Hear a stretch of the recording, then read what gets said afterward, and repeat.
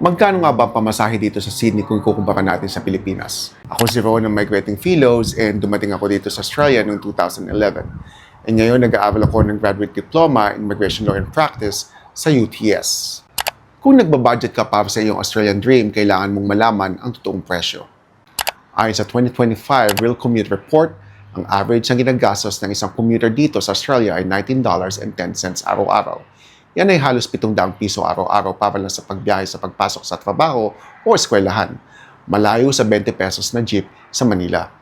Ako personally, ang average na pamasahe ko sa train services ay nasa $11 to $13 per day.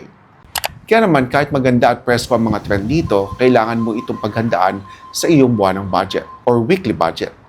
Ngayon, alam mo na ang gasto sa pamasahe, paano naman kaya ang presyuhan ng upa sa mga bahay dito or apartment? Tutukan ang susunod na video para sa ating rent comparison dito lang sa Migrating Fellows.